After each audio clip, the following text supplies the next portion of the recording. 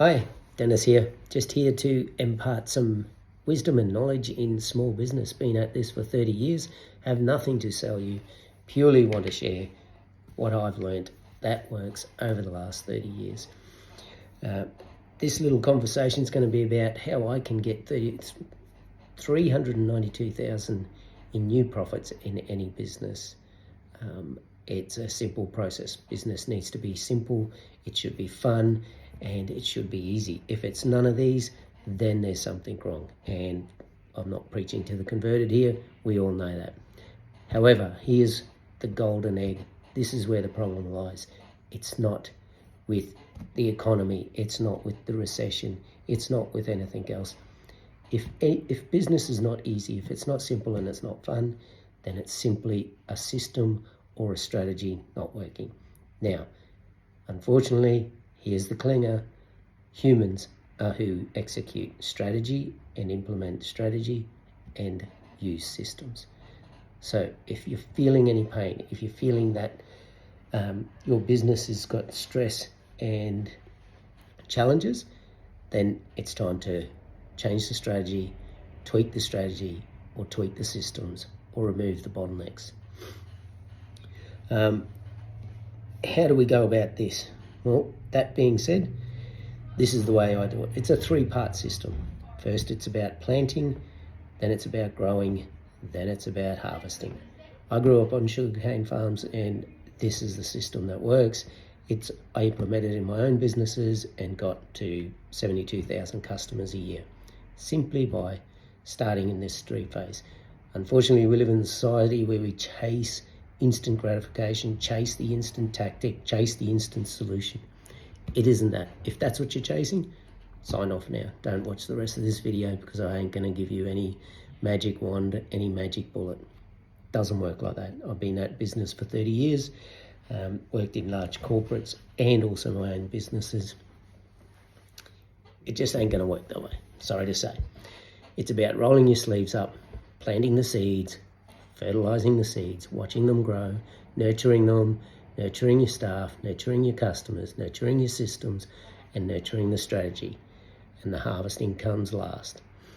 So how do I go about, what does planting mean in terms of business? What does that equate to? Well, it starts with a mindset. This is what happens.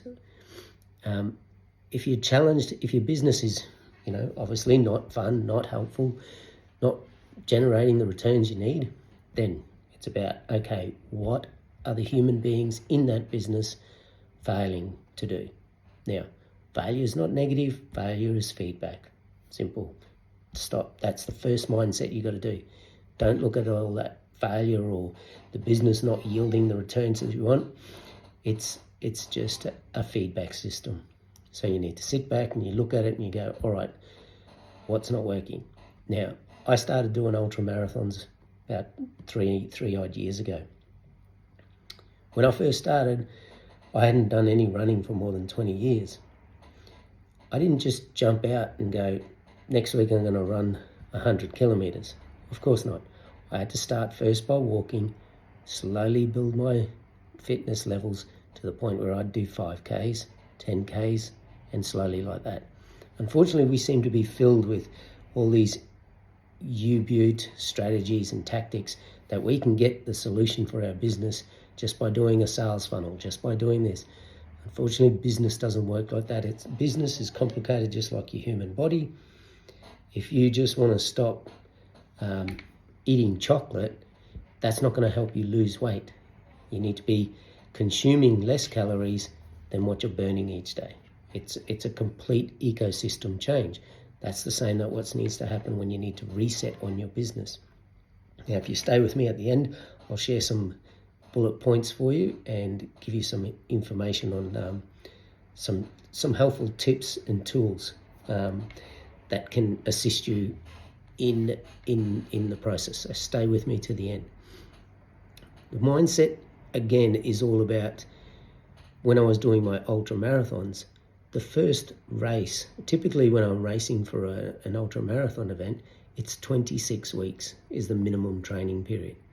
Now, I cannot just go from week 1 straight to week 13, week 20, or the race weekend.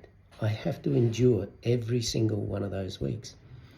So once you get the mindset of accepting that, the rest is just a process. You know, like today, it's been raining and miserable. It's nearly 0 degrees outside. Still went for my run. You've got to just forget about the elements, forget about the economy, forget about the recession, you only have to focus on what your business is producing, the widgets, and how it connects to your customer. And that's it. That simple focus is all you need, because if your business isn't yielding in that very infancy structure of customer equals product and having a perfect synergistic marriage between the two, then everything else will fail. Now, if you hand on heart believe your product meets a customer's needs, then it's simply strategy and implementation of that strategy and or systems within your business not working. And that's it. And if you keep it as simple as that, that's your starting point. Okay, so let's go back. It's about mindset and understanding that it's a process and a journey. So that's step one, about planting. You need to plant the seeds here in between the ears to get yourself moving forward. The next part is about growing. Now, this is what I'm talking about with strategy and with systems. So in order to grow the business, if you've ticked that box and you've gone, okay, I'm accepting the feedback, it's the production line, there's a problem there, therefore I need to address that. So it's a system process. It might be the staff that you got working there, or it might not. However, either one, it could be an automation system, so, computer system, or a piece of machinery, or your website not working correctly. That's just a simple tweak. So what you do, get a piece of paper, quite simple. You don't need an MBA. You don't need the latest consultant guru. You just sit down with a piece of paper and identify, okay, out of the bottlenecks that I've got, out of the systems that aren't working or the strategies that's not working, which one of these ones is going to give me the biggest bang for buck? And also, if ideally in the shortest period of time and with the biggest movement of your needle. I call it taking the bullets out of the gun. So it's about working out which one of those bullets is going to get fired first, and then focus on that and remove that. Just slowly move backwards. And to be quite frank, that's how you start to introduce some bit of fun back into your business. Treat it as something exciting. Think about the first time you started your business. You were faced with these kind of challenges, but because you were so motivated towards your outcome and your goals and your vision, you would just plow through all these things. It's no different now. Switch that light back on. Go back, find out what it was that motivated you, enticed you to start your business, and rekindle that flame. Start that. Go through this process of growing and nurturing. It might take you 2 months, might take you 1 month, might take you a year, but it's still stay focused, stay disciplined, stay determined. That's how we move into the third phase, which is the harvest phase.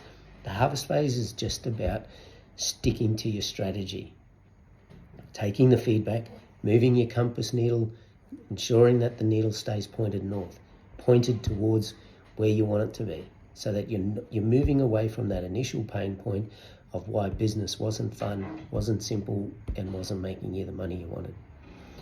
That's it. You go through that simple little strategic methodology. I'm now going to share with you, you don't need an accounting degree, you don't need an accountant. I'll give you 2 numbers that you need to focus on, and that's all you need to focus on to run your company. Number 1, it's gross margin. So that's sales less your cost of goods sold. You take that number, you park it to the side. Then you work out what your working capital is. Working capital is pretty much just the hidden cash in every business. So if you're running inventory or stock on hand, it's that plus accounts payable or debtors. Add those 2 numbers, then subtract what you owe in accounts payable. If gross margin is not higher than the summation of debtors, stock, less accounts payable, your business is going to be straining. Doesn't matter how much time you're going to be working on it, you'll never make a dollar, because you need your gross margin to be higher than your working capital. Now, Listen to me, I'll say that again. You need your gross margin to be higher than working capital. Second part, now there's a caveat to this. If your working capital gross margin is higher than your working capital, but only by $100 a month or $200 a month, you're in the danger zone, because from that number you're still going to have to subtract payroll, rents, occupancy costs, advertising, marketing. That's all below this line. This is where most small business owners get tripped up. They think, okay, I'm turning over $1 million, but they forget the cash cycle, which gets consumed. You're basically putting $100 bills anytime you're running stock, anytime you're running debtors, and if you're not paying your suppliers on time, you're basically stealing from your suppliers to fund that slowness in getting that cash cycle. So your focus has to be reduce that cash cycle. Reach out, DM me. I'm happy to share some tactics around that. This video is too short to go too deep into that. From that, I suggest you just do a weekly cash flow. And with that weekly cash flow, predict at least 12 weeks in advance. By having a cash flow, you start to focus on where your bleeding's happening in the business. And again, it can really highlight, and typically it'll be associated or connected back to the pressure points that you identified back in the second category in the growth phase, when you were looking at implementation and systems and determining where the business was aching and hurting. Okay, so recap. Plant, change your mindset. It's like as I said, when I started ultra marathons, took me almost a year before I could get to my first training regime of a 26-week. Just stick to it. Don't get trying to chase the instant solution. It's just a process. Some of us are lucky and we can get it in 3 weeks or 4 weeks. Others, it could be 3 months, 4 months. Don't compare yourself to the fence. Compare yourself to yourself inside your business. As long as you're growing week by week, that's it. Don't worry about what the guy next door is doing. Just yourself, week by week, week by week. Introduce fun. Go back to what started your passion and rocked your boat in your business. Reintroduce that. Get that fun back into it. Brutally honest, if there's staff members in your business that aren't keeping it fun, address that. Address it. It needs, if you're not happy in that business, something's got to change. Man up, own that, and deal with that change.